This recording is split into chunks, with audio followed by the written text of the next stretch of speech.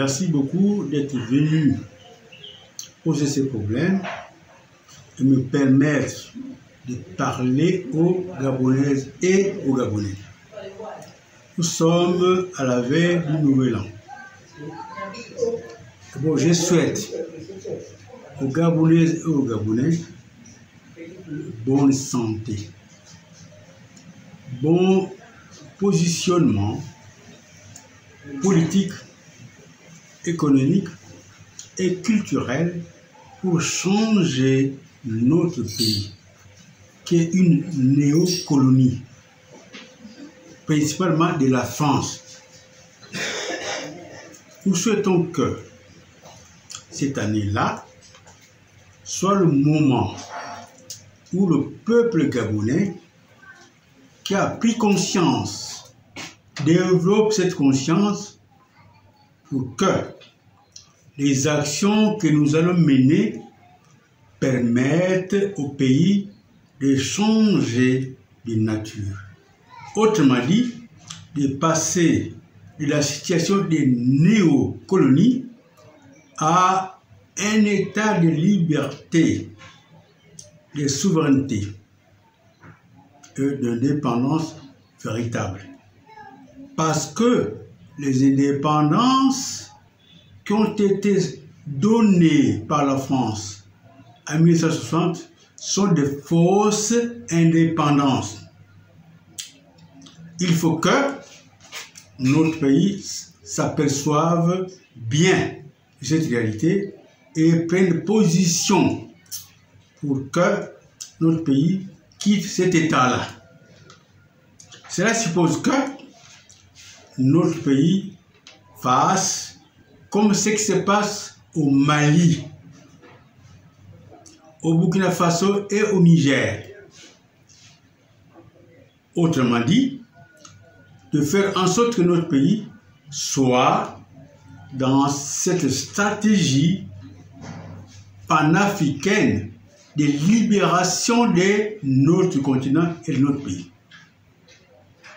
D'abord, à la veille de ce nouvel an, moi, en tant que premier secrétaire du mouvement d'émancipation socialiste du peuple, Parti panafricain, je souhaite bon courage aux peuples qui sont à l'avant-garde de la libération du continent, à savoir le Burkina Faso, le Mali et le Niger.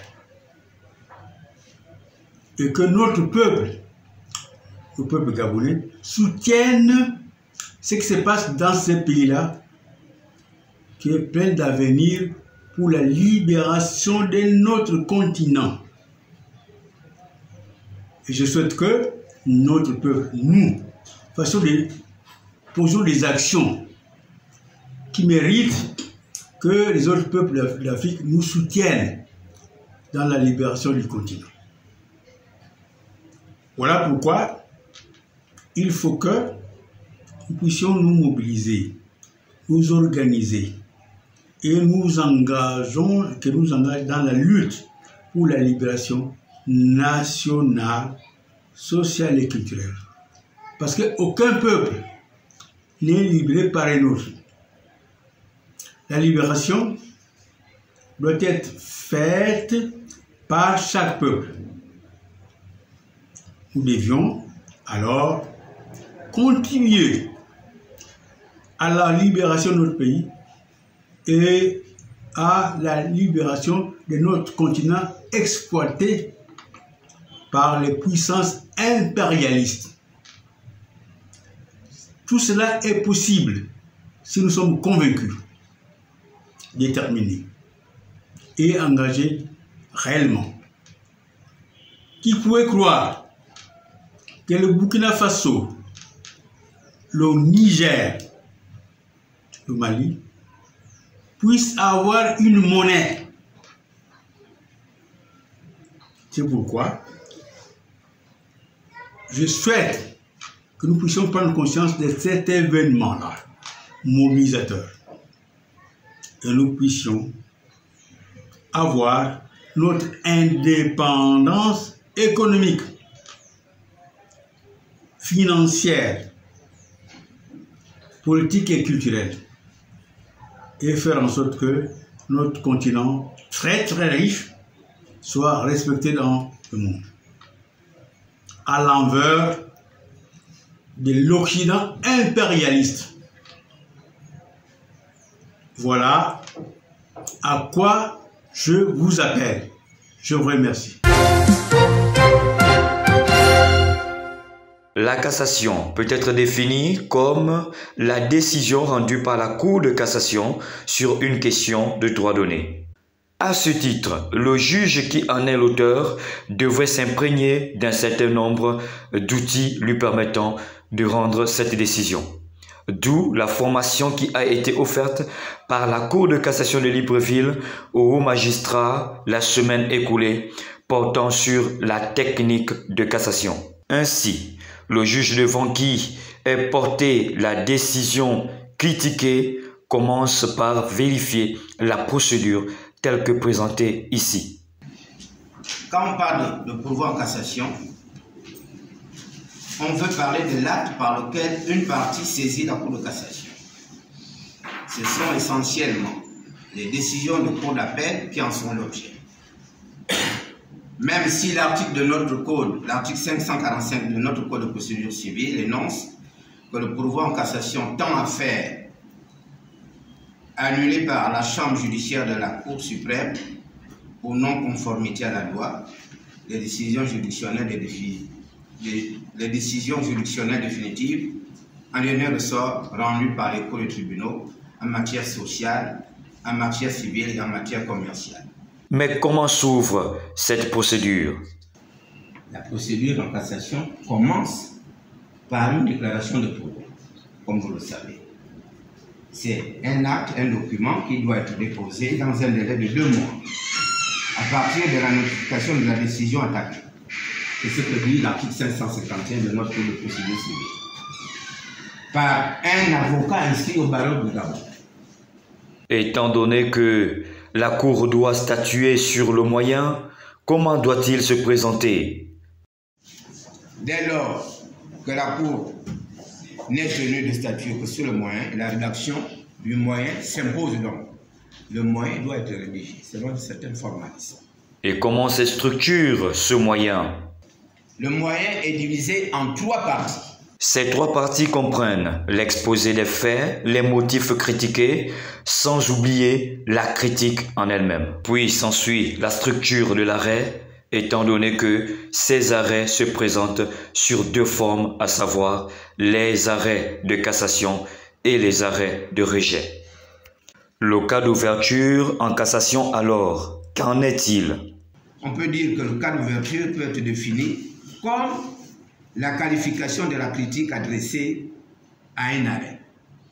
Voilà l'essentiel que l'on pouvait retenir de cette formation.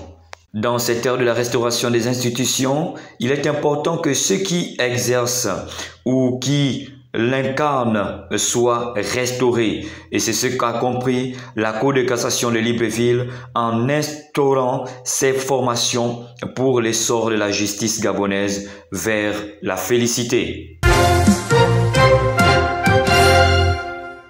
Le Gabon de la médiocrité et la bassesse fait désormais place au Gabon de l'excellence pour son essor vers la félicité. C'est le constat que nous faisons face à la curiosité manifestée par le monde qui envahit les journées de diffusion des statistiques durant ces 3 jours ouverts au public. À la clôture de ces journées, le bilan est plus que satisfaisant. Sentiment, je pense que celui que j'ai est partagé par vous tous, puisque quand on regarde l'affluence, je ne pense pas que dans l'histoire de la statistique du Gabon, on ait eu autant de compatriotes de tous les secteurs d'activité, de toutes les couches sociales réunis ici à apprécier le travail fait par les hommes et les femmes de la direction générale de la statistique. Ces statistiques mises à la disposition de tous les intéressés sont dignes de confiance pour leur fiabilité et leur qualité. Ah oui, vous savez que lorsqu'on fait les opérations statistiques, on respecte les standards internationaux. c'est très important de respecter les standards. Et lorsque nous faisons des collectes de données, nous avons tous des experts internationaux qui viennent pour venir vérifier. Si effectivement ça respecte les standards internationaux. C'est pour cela qu'on appelle en langage technique, on parle de métadonnées.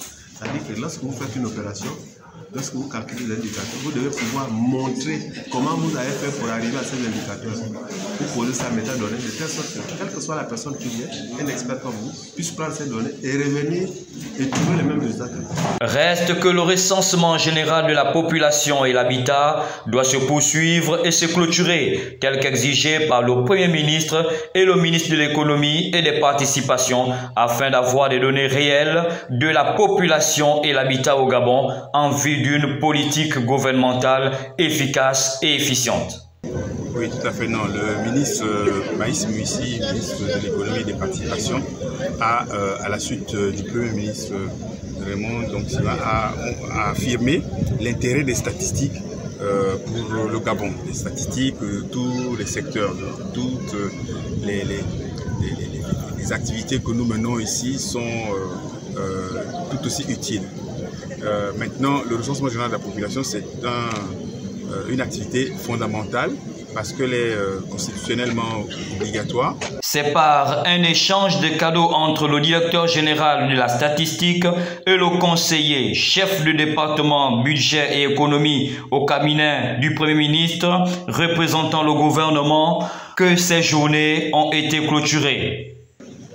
La raison pour laquelle nous avons mobilisé les plus hautes autorités, notamment le Premier ministre, pour venir pour que cette cérémonie soit sous son patronage. Et donc, n'étant pas présent, je le représente, et comme le ministre économique n'est pas là, donc dans l'ordre protocolaire de l'État, je suis bien obligé d'assurer cette fonction à la place du ministre, du Premier ministre et à la place du ministre de l'Économie. Vivement les prochaines journées des statistiques encore plus enrichies et fournies. C'est à l'occasion des 100 jours du CETRI à la tête de notre pays que nous sommes passés à la mairie centrale de Libreville pour rencontrer M.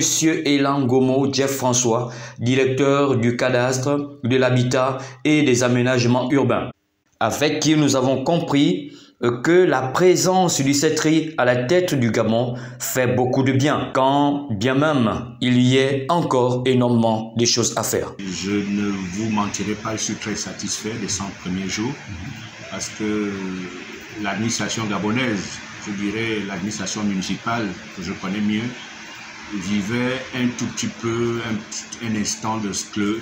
On était sclérosés. C'était la même chose, les mêmes personnes, pas d'ambition. Mais là, nous commençons à voir plus clair parce que nous avons un délégué spécial qui est sur le terrain, ce qui est très bien parce qu'un maire, ce n'est pas les bureaux, un maire sur le terrain. Pour preuve, notre hôte nous a présenté le pragmatisme du délégué spécial à la tête de la mairie de Libreville comme une nécessité dont avait besoin cette administration à travers la communication, sans oublier cette descente sur le terrain pour constater ce que vivent ses concitoyens. Quand un maire va sur le terrain, vous comprenez très bien que les techniciens que nous sommes, nous l'accompagnons. Et aujourd'hui, la plupart des problématiques urbaines sont déjà connues par lui.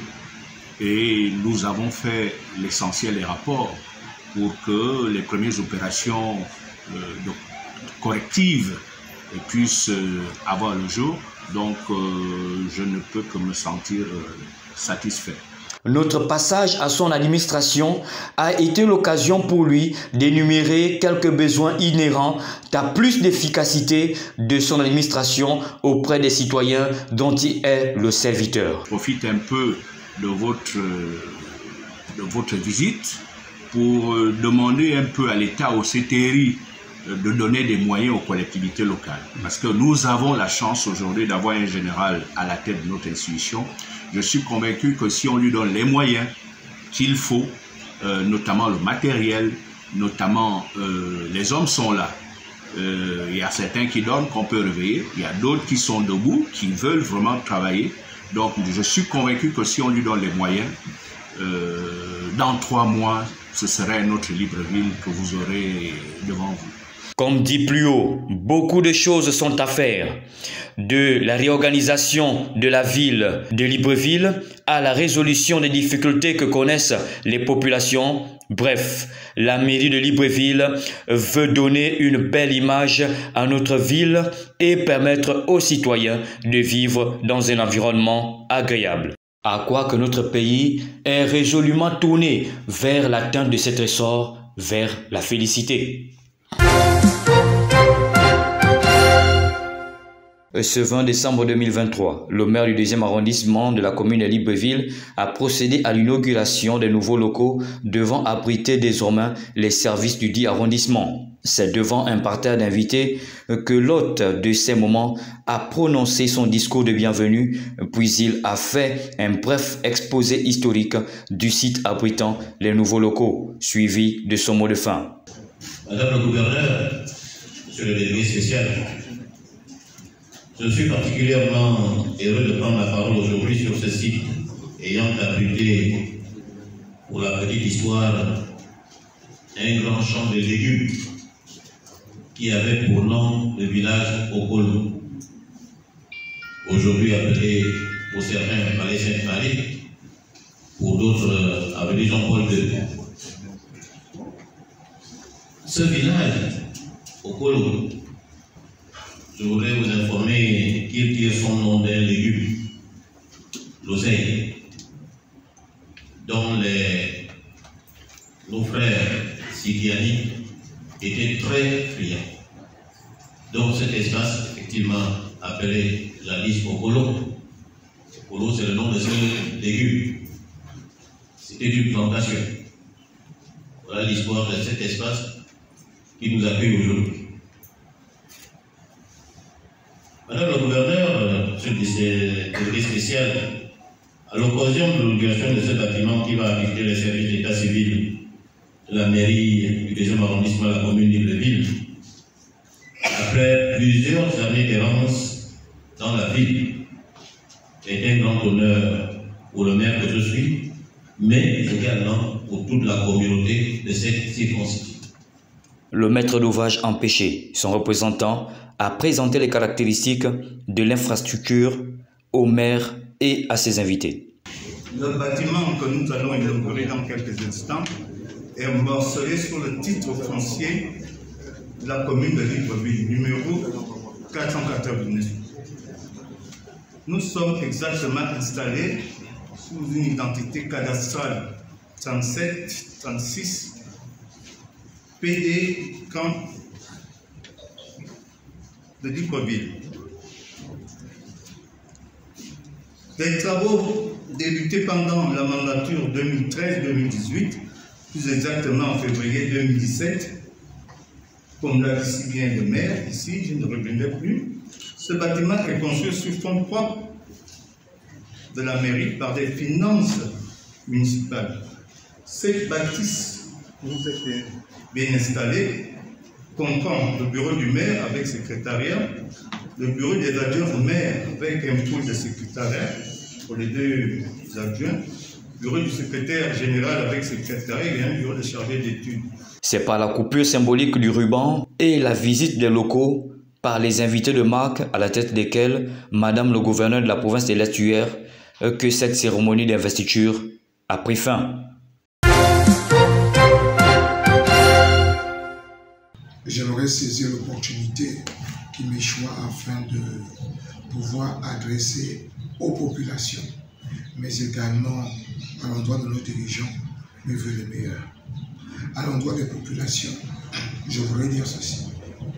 Je voudrais demander davantage à la population de ne pas verser dans la culture de la haine, du tribalisme, de l'ethnicisme, mais plutôt dans une logique de paix et d'unité. Que la population fasse taire toutes les sirènes de haine, de division, mais au contraire, qu'elle s'associe à Dieu. Que la population sache une chose, le Dieu qui a mené le CTRI œuvrera avec le CTRI, amène la restitution à terme. cette transition à terme. Et je leur demande, faites preuve davantage de patience. Essayez de patienter. Qu'est-ce que sont ces 3 mois de CTRI à comparer à plus d'une 60 années de servitude? Que Dieu vous bénisse en ce sens. Au CTRI, chers dirigeants, j'aimerais simplement souhaiter et voir une justice indépendante et incorruptible afin d'émettre des jugements justes et clairs, que ce ne soit pas le pouvoir de l'argent et de la cupidité qui règne dans nos instances judiciaires. Je formule le vœu de voir une dynamique politique transparente, que les manipulations ne puissent pas garder la politique, la classe politique en otage. Je formule le vœu afin que l'économie soit de plus en plus nationalisée, que ce soit une économie entre les mains des Gabonais, mais que ce soit également une économie du plein emploi qui embauche pour résorber le chômage, et que ce soit une économie du projet de développement pour notre nation, afin que le Gabon qui était réalisé hier soit pour demain le Gabon qui donne envie. Puisse cette transition aller à son terme au nom de Jésus.